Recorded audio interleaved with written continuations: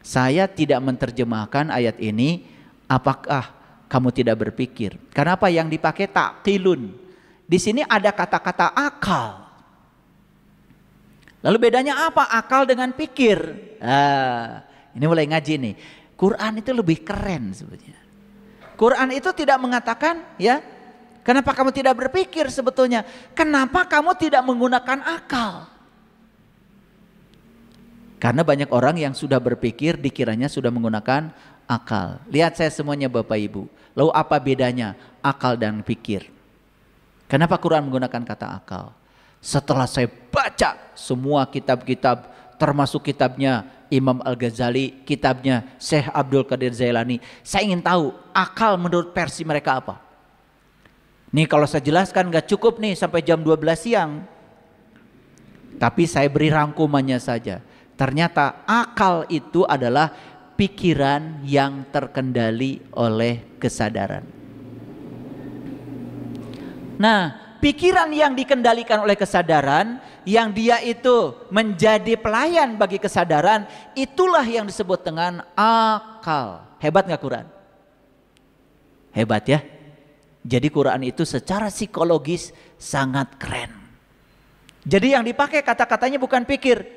Bukan kenapa kamu tidak menggunakan pikiran, bukan. Semua juga sudah menggunakan pikiran, tetapi pikirannya tidak terkendali.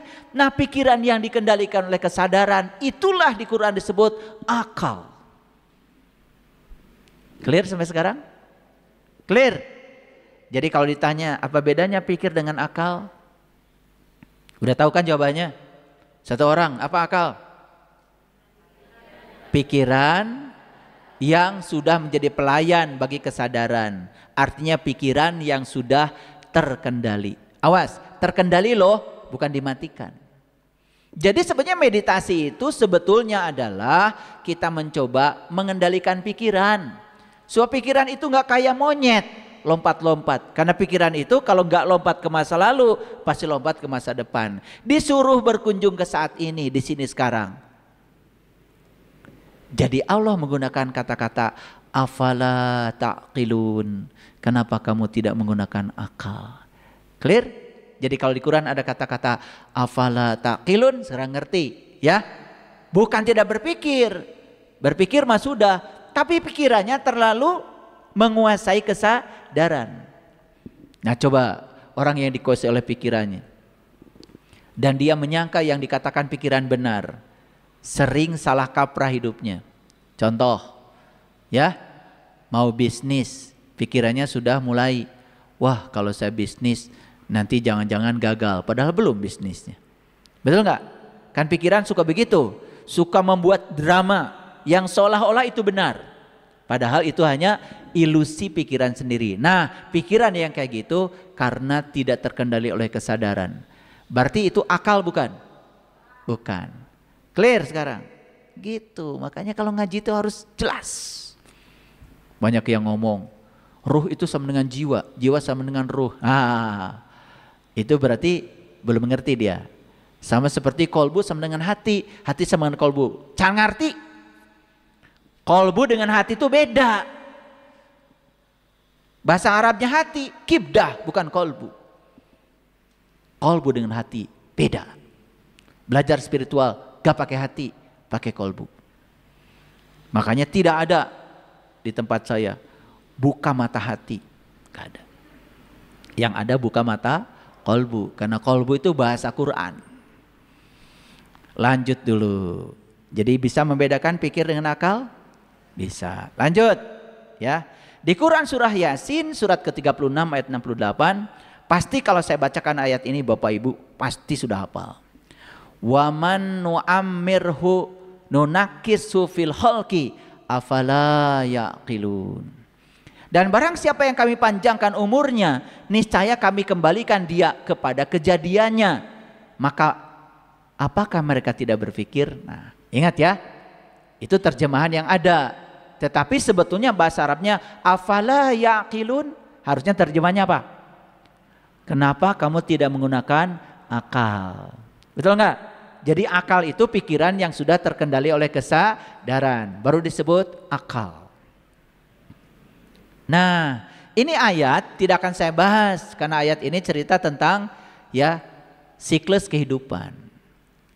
Jadi sebetulnya ketika seseorang mati, ya dia cuma mati tubuhnya aja.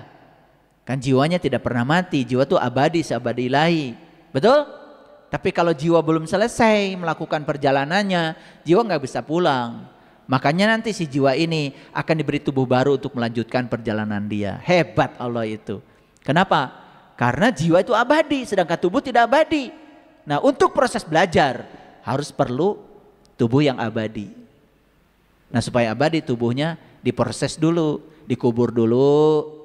Nanti menyebar, unsur tanah kembali ke tanah, unsur air ke air, unsur udara ke udara, unsur api ke api. Setelah itu menyatu dengan alam. Betul? Jadilah nanti tanaman. Betul nggak? Jadilah buah-buahan lagi. Betul apa tidak? Dimakan sama pasangan suami istri. Betul? Iya. Makanan dan minuman yang disantap oleh bapak jadi sel sperma. Yang disantap oleh ibu jadi sel telur. Dikasih cinta kasih, berpelukan, jadilah anak lagi, kan gitu. Betul nggak? Siapa jiwa? Ya jiwa yang datang ke situ ya jiwa-jiwa yang lama yang meneruskan perjalanan. Itu siklus namanya. Nah, siklus kehidupan bukan soal keyakinan, itu siklus alam. Itu hukum alam. Mau yakin gak yakin, proses berjalan terus. Tidak perlu persetujuan kalian. Gitu. Paham sampai sini? Bisa dilanjutkan nih? Berat gak ngaji hari ini? Hah? Segitu aja berat.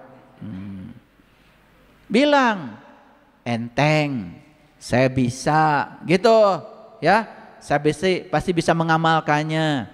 Setelah ini saya bisa berperang. Betul? Ingat, perangnya apa tadi?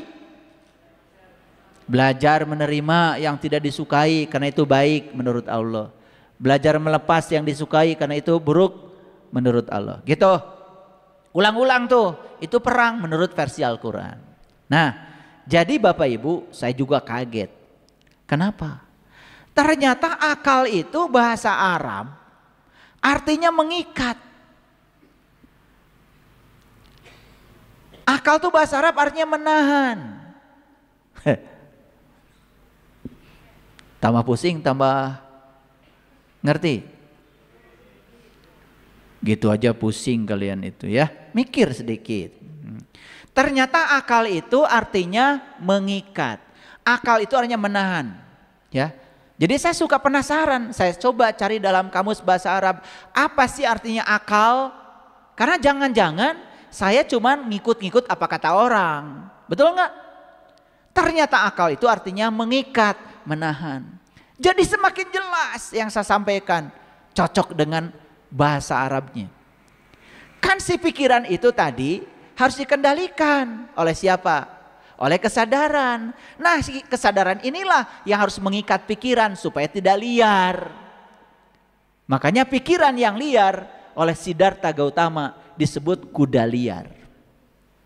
Coba kalau kuda liar disuruh narik delman,